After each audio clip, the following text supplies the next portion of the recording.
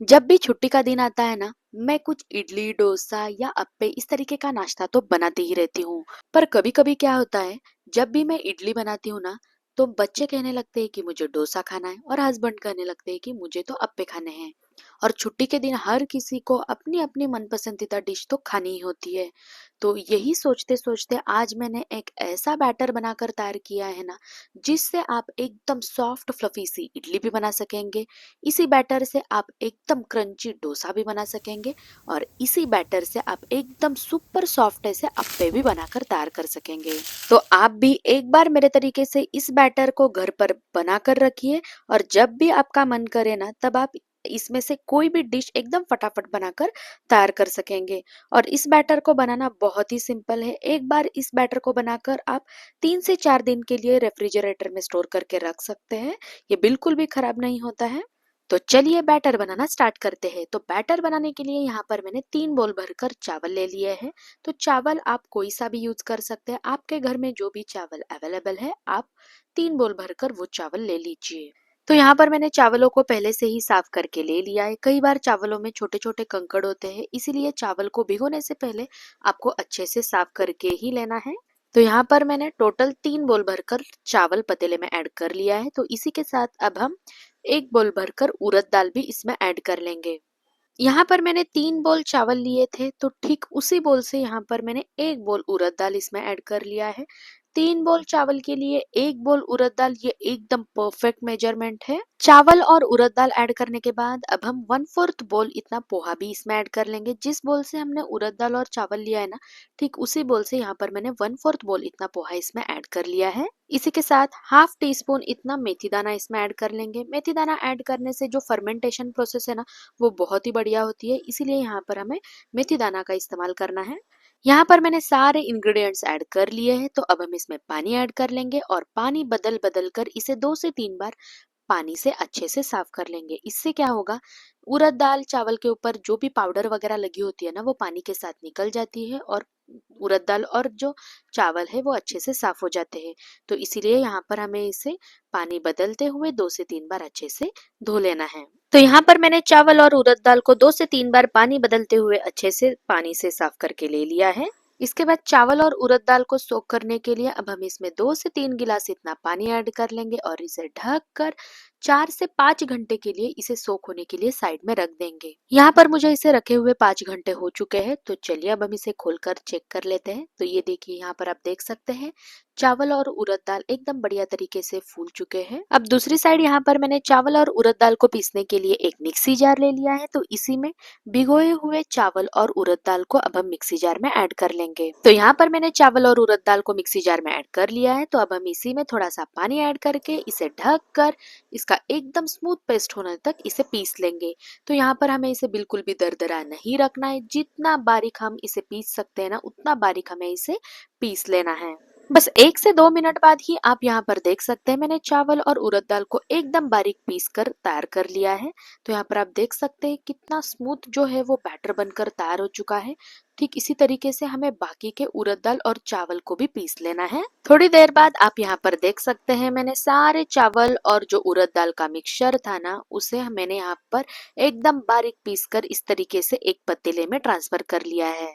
वैसे तो आप यहाँ पर स्पून से भी इस बैटर को मिक्स कर सकते हैं, पर जब आप इस तरीके से हाथों से इस बैटर को मिक्स करेंगे ना, ये जो बैटर है ना वो एकदम ही फ्लफी बनकर तैयार होगा और इसमें जो फर्मेंटेशन प्रोसेस है ना, वो भी बहुत ही बढ़िया होगी। तो इसीलिए आपको यहाँ पर इस तरीके से बैटर को 4 से 5 मिनट के लिए लगातार मिक्स करना है। तो यहाँ पर मैंने बैटर को 6 मिनट के लिए अच्छे से मिक्स करके ले लिया है। तो यहाँ पर आप जो बैटर की कंसिस्टेंसी है वो भी देख सकते हैं और पहले का बैटर और अभी का जो बैटर है उसमें बहुत डिफरेंस है।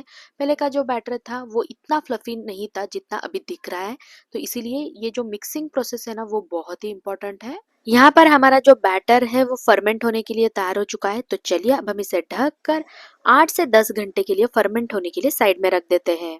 वैसे तो आप इस बैटर को 8 घंटे बाद भी इस्तेमाल कर सकते हैं, पर यहाँ पर मुझे इस बैटर को रखे हुए 10 घंटे हो चुके हैं और 10 घंटे बाद आप यहाँ पर देख सकते हैं जो बैटर है वो कितनी बढ़िया तरीके से फूला है। अगर बैटर फूलेगा ना तो ही जो बाकी के नाश्ते हैं वो भी फूलेंगे।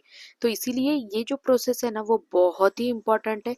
अगर ये नहीं फूलेगा तो जो नाश्ता है ना वो बिल्कुल भी अच्छा नहीं बनेगा। तो इसीलिए हमें इसे फूलने के लिए थोड़ा ज्यादा टाइम देना है। यहाँ पर हमारा एकदम एरी जालीदार सा जो बैटर है ना वो बनकर तैयार हो चुका है।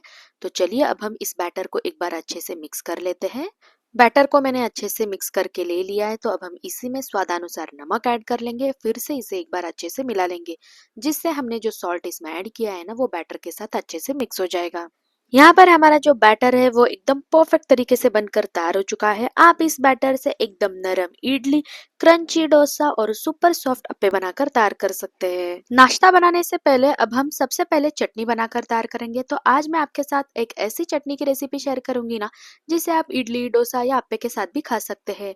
तो चलिए चटनी बनाना स्टार्ट करते हैं। तो यहाँ पर मैंने एक बोल भरकर फ्रेश नारियल को एकदम बारीक चॉप करके ले लिया है। तो इसे अब हम मिक्सी जार में ऐड कर लेंगे। इसके बाद मैंने यहाँ पर हाफ बोल इतना रोस्टेड चना दाल भी इसमें ऐड कर लिया है। इसी के साथ 3 लहसुन की कलियां, 1 इंच अदरक और 3 हरी मिर्च भी इसमें ऐड कर लेंगे। तीखापन आप आपके हिसाब से एडजस्ट कर सकते हैं। इसी के साथ 1 टीस्पून इतना शक्कर, स्वादानुसार नमक और 1 मुट्ठी धनिया भी अब हम इसमें ऐड कर लेंगे। वैसे तो जो चटनी बनाने का जो तरीका है ना वो बहुत ही सिंपल है। आप इसे एकदम आसानी से बनाकर तैयार कर सकते, वो भी बस कुछ ही मिनटों में। तो यहाँ पर मैंने सारे इंग्रेडिएंट्स ऐड करने के बाद मैंने यहाँ पर हाफ बोल इतना पानी ऐड कर लिया है। तो अब हम इसे ढककर इसे एकदम बारीक पीस लेंगे।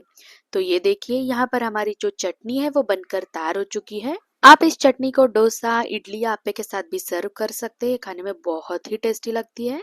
चटनी तो हमने बना कर ले ली, तो चलिए अब हम एक एक करके सारे नाश्ते बनाना स्टार्ट करते हैं। तो सबसे पहले अब हम इडली बनाएंगे। इडली बनाने के लिए यहाँ पर मैंने इडली मोल्ड लिया है। तो इडली मोल्ड में हमें थोड़ा सा ऑयल अप्लाई कर लेना है। ऑयल लगाने के बाद अब हम इसी में थोड़ा थोड़ा सा बैटर ऐड करते जाएंगे। तो यहाँ पर मोल्ड भरकर आपको बिल्कुल भी बैटर नहीं ऐड करना है। जितना मोल्ड है ना उससे 3/4 ही हमें बैटर को ऐड करना है। तो ये देखिए यहाँ पर आप देख सकते हैं मैंने सारे बैटर को मोल्ड में ऐड कर लिया है। तो चलिए अब हम इसे स्टीमर में रख देते हैं। दूसरी साइड मैंने स्टीमर में पानी ऐड करके उसे गर्म करने के लिए रख दिया था। पानी काफी गर्म हो चुका है, तो इसी में अब हम इडली मोल्ड रख देंगे और इसे ढक कर इसे स्टीम करने के लिए छोड़ देंगे। यहाँ पर मुझे इडली को स्टीम करने के लिए रखे हुए 8 मिनट हो चुके हैं। 8 मिनट बाद आप यहाँ पर देख सकते हैं एकदम फूली फूली इडली बनकर तैयार हो चुकी है। और एक इडली मैं आपको यहाँ पर निकाल कर दिखा देती हूँ, जिससे आपको तुरंत पता चल जाएगा कि जो इडली है वो कितनी सॉफ्ट और फ्लफी बनी है। तो ये देखिए यहाँ पर मैंने एक इडली को निकाल लिया है। बस इस इडली को देखने से ही आपको पता चल रहा होगा कि जो इडली है वो कितनी सॉफ्ट बनी है। तो यहाँ पर हमने पहला नाश्ता जो है इडली, इसे एकदम परफेक्ट तरीके से तो बनाकर तैयार कर लिया। तो चलिए अब हम दूसरा नाश्ता भी बनाना स्टार्ट करते हैं। इडली तो हमने बना ली, तो चलिए इसी बैटर से मैं अब आपको डोसा बनाकर दिखा देती हूँ। डोसा बनाने के लिए यहाँ पर मैंने पहले से ही गैस पर तवा चढ़ा लिया था। तवा काफी गर्म हो चुका है, तो इसी में अब हम बैटर ऐड कर लेंगे और आपको जितना पतला डोसा चाहिए उस हिसाब से आपको यहाँ पर बैटर को फैला लेना है। डोसा को फैलाने के बाद अब हम इसके ऊपर थोड़ा सा घी स्प्रेड कर लेंगे। घी ऐड करने से जो डोसा का टेस्ट है ना वो बहुत ही बढ़िया लगता है। तो जब भी मैं डोसा बनाती हूँ ना घर पर, तो हर बार मैं घी का ही इस्तेमाल करती हूँ। तो यहाँ पर घी ऐड करने के बाद अब हम इसे 2 से 3 मिनट के लिए गैस को मीडियम टू लो फ्लेम पर रखते हुए इसे पका लेंगे। थोड़ी देर बाद आप यहाँ पर देख सकते हैं जो डोसा का कलर है वो काफी हद तक चेंज हो चुका है। देखने से ही आपको पता चल रहा होगा कि जो डोसा है वो एकदम परफेक्ट तरीके से कुक हो चुका है। तो चलिए अब हम इसे निकाल लेते हैं। वैसे तो मुझे क्रिस्पी डोसा खाना ही पसंद है। अगर आपको बहुत ज्यादा क्रिस्पी डोसा पसंद नहीं है तो आप इसे कम कुक कीजिए। तो ये टोटली आप पर डिपेंड है कि आपको क्रिस्पी या नरम जैसे भी खाना है उस हिसाब से आपको यहाँ पर डोसा को पका लेना है। तो फाइनली यहाँ पर सुपर क्रिस्पी, सुपर शाइनी सा डोसा बनकर तैयार हो चुका है। तो आपने देखा ना, एक ही बैटर से हमने एकदम नरम सॉफ्ट सी इडली भी बनाकर तैयार कर ली और उसी बैटर से यहाँ पर मैंने सुपर क्रिस्पी सा डोसा भी बनाकर तैयार कर लिया है। तो यहाँ पर आप देख सकते हैं हमने जो डोसा बनाकर तैयार किया है वो कितना क्रिस्पी बना है। इडली और डोसा बनाने के बाद अब हम इसी बैटर से बनाएंगे सुपर सॉफ्ट से अप्पे। तो चलिए अप्पे बनाना स्टार्ट करते हैं। अप्पे बनाने के लिए यहाँ पर मैंने अप्पे पैन लिया है और अप्पे पैन में अब हम थोड़ा थोड़ा सा ऑयल ऐड कर लेंगे। यहाँ पर मैंने सारे मोल्ड में ऑयल को ऐड कर लिया है। तो ऑयल ऐड करने के बाद अब हम एक एक करके सारे मोल्ड में बैटर ऐड करते जाएंगे। यहाँ पर हमें मोल्ड भर भर कर बैटर बिल्कुल भी ऐड नहीं करना है। मोल्ड के 3/4 हिस्से तक ही हमें बैटर ऐड करना है और बाकी का जो हिस्सा है ना उसे हमें अप्पे को फूलने के लिए छोड़ना है। यहाँ पर मैंने सारे मोल्ड में बैटर को ऐड कर लिया है। तो चलिए अब हम थोड़ा थोड़ा सा ऑयल इसके ऊपर भी ऐड कर लेंगे और इसे ढक कर गैस को मीडियम फ्लेम पर रखते हुए इसे 3 मिनट के लिए पकने देंगे। अप्पे को पकाते हुए यहाँ पर मुझे 3 मिनट हो चुके हैं। 3 मिनट बाद आप यहाँ पर देख सकते हैं, अप्पे को देखने से ही आपको पता चल रहा होगा कि अप्पे जो है वो एक साइड से अच्छे से कुक हो चुके हैं। तो चलिए अब हम इसे फ्लिप कर लेते हैं और दूसरे साइड से भी इसे 1 से 2 मिनट के लिए पका लेते हैं। यहाँ पर मैंने अप्पे को दोनों साइड से ही एकदम अच्छे तरीके से पका लिया है। तो हमारे जो अप्पे है वो सर्व करने के लिए तैयार हो चुके हैं। ये जो अप्पे है ना खाने में बहुत ही टेस्टी लगते हैं, ऊपर से क्रिस्पी और अंदर से सुपर सॉफ्ट ऐसे अप्पे बनकर तैयार होते हैं। तो चलिए अब हम इन अप्पे को एक प्लेट में निकाल लेते हैं। तो उसी बैटर से हमने यहाँ पर सुपर सॉफ्ट से अप्पे भी बनाकर तैयार कर लिए हैं। तो आपने देखा ना, एक ही बैटर से हमने कितने सारे नाश्ते बनाए, वो भी एकदम परफेक्ट। तो अब बिल्कुल भी परेशान होने की जरूरत नहीं है। अगली बार घर में कोई भी डोसा, इडली या अप्पे कुछ भी मांगे, आप फटाफट से बनाकर तैयार कर सकते, वो भी बस एक ही बैटर से। तो आप भी इस बैटर को एक बार मेरे तरीके से घर पर जरूर बनाकर देखिए। और अगर आज की ये मेरी बैटर की रेसिपी अगर आपको अच्छी लगे तो लाइक शेयर सब्सक्राइब जरूर कीजिएगा। बाय।